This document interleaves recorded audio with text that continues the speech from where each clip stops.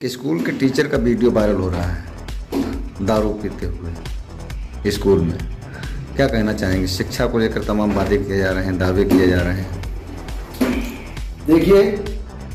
ये शिक्षा जगत के लिए टीचर नहीं, ये कलंक है। महाशराबी, घोर शराबी, अराजक। और एक प्रकरण नहीं, इसने क्योंकि जब किसी व्यक्ति को कोई चीज़ जैसे कि सरलता से मिल जाए और फ्री मिल जाए तो उसका वो 90% दुरुपयोग करता है। ये समाज के उदाहरण बहुत हैं। और जो नहीं करता वो फिर बहुत बड़ा महापुरुष हो जाता है। तो ये महापुरुष लाइन में जाके इससे बसपा सरकार में बहन जी ने जो उर्दू के अब कुछ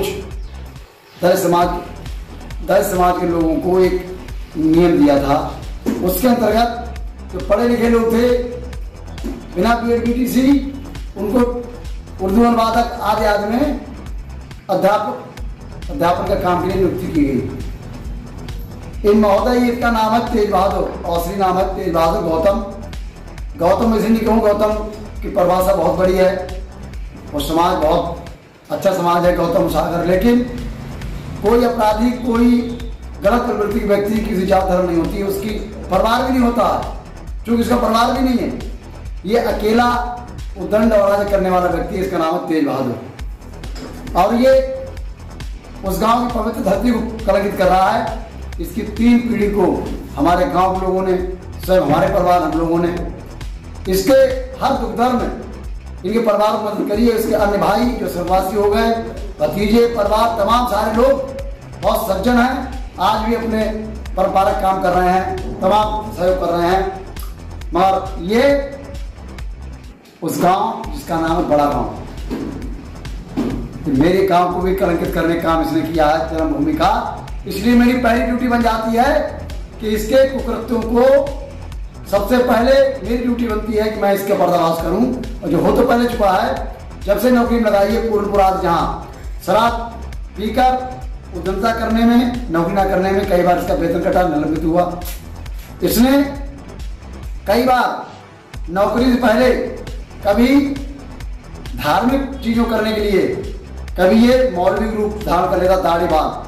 और अभी आप देख रहे हैं कि कभी ये सरदार सिख भाई समाज का एक पगड़ी बांधकर, बहुत ये तो साधारण बहुत वीडियो फोटो हैं। और समाज में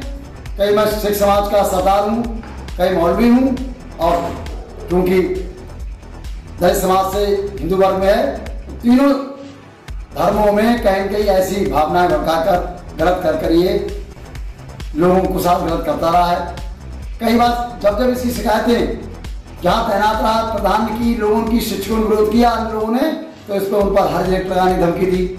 उनके साथ अभद्रता की। और खास मुख्य बात यह है कि अभी इसने 11 अक्टूबर को, अभी एक सप्ताह पहले, इसने एक बहुत नेक इंसान बच्चे को,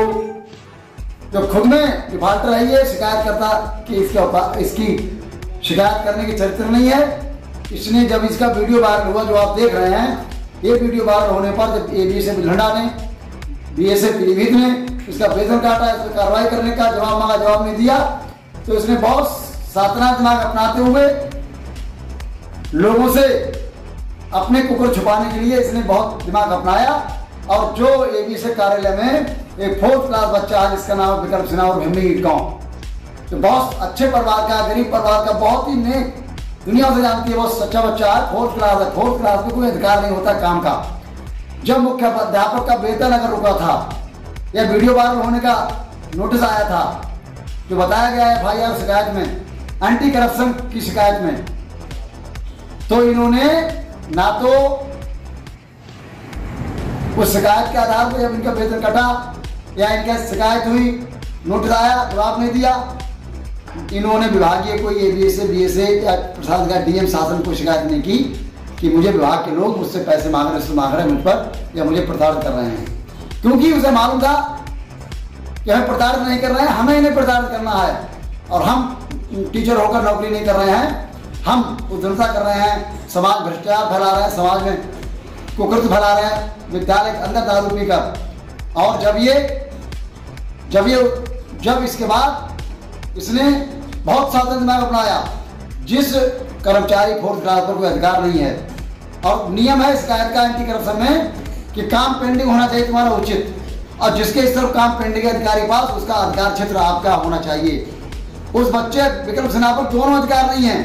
ना वो अधिकारी है ना उसके तरफ काम पेंडिंग है। नोटिस एविएशन काटा, भारत निर्माण क्लर्क जो भी रहे उन्होंने काटा। और सबसे बड़ी बात यह है कि ये देखना चाहिए सरकारों को, प्रशासन को, हमारे इलाज बंधु को भी, शिकायतकर्ता जो होते हैं उनकी अपनी निजी कार्यप्रणाली जीवन क्या है, वो कौन से काम अपना रहे हैं, वो इसमें क्या है, शराबी हैं, दलाल हैं, अपराधी हैं, चोर हैं, डकैत हैं, क्या हैं, किस प्रवृत्ति के लोग हैं। ये जिम्मेदारी में बहुत जिम्मेदारी से कहता हूँ, आईबी और इंटेलिजेंस और एलआई भाई होती है। शायद इस टीचर की वीडियो वायरल होने के बाद कहीं चूक रह गई होगी, जो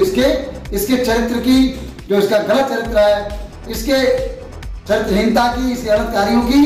ये जांच। चरित्रहीनता वो नहीं है जो लोग शारीरिक चरित्रहीनता लगाते, चरित्र का मतलब होता है हर प्रकार से। इनके प्रश्न शराब होना टीचर के लिए सबसे बड़ा चरित्रहीनता विषय है। हमने इस विषय पर हम एंटी करप्शन पहले उंगली नहीं उठा रहे हैं, लेकिन मैं जरूर कहना चाहता हूं कि हमारे एंटी करप्शन बरेली प्रभारी लोगों ने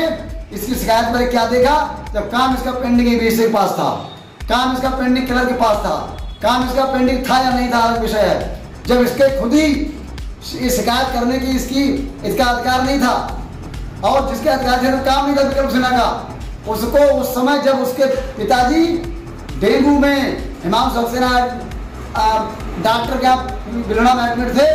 बोतलें चढ़ रही थी, एडमिट थे, उस बच्चे को इस सातरा दिमाग अपराध इसने, और इसका भतीजा दामाद है जो वो भी शराबी है, खड़सरा होता थाना क्षेत्र का प्रेमपाल, जो उसके नंबर से, जबकि एंटीकर नियम है कोई दूसरा नंबर नहीं इस्तेमाल होता है शिकायतकर्ता के अलावा, उसका नंबर इस्तेमाल करा गया।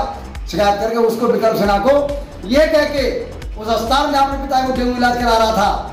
वहां आके कह के पकड़ लिया कि ये तेज बहादुर से कहलवाया इस शराबी टीचर से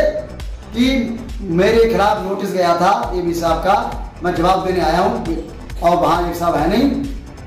बाबूजी सिन्हा साहब आप कहाँ हो, मैं आपको ये अपना जवाब का कागज दे दूं, लिफाफा, आप मेरा उनको पहुंचा देना, आप अच्छे व्यक्ति हैं। उस भोले वाले बच्चे ने कहते हुए कि मैं अस्पताल मेरे पिताजी की इलाज हो रही वहां हूँ,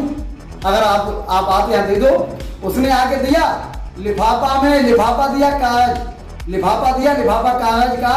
उसने वहां लिफाफा खाली था, उसमें कागज था या क्या था, ये भी विषय है जांच का बहुत गंभीर।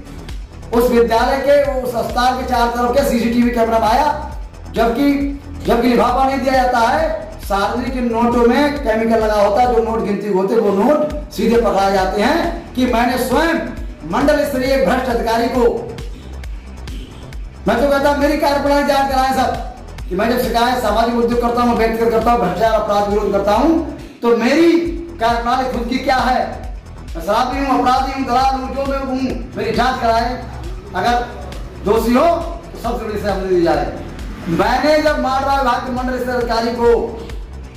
जिसने सार्वजनिक रूप से हर व्यापारी है, छोटे मूंगफली बेचने वाले को बेचारे मूंगफली ले लेता था, उन्हें परेशान किया था,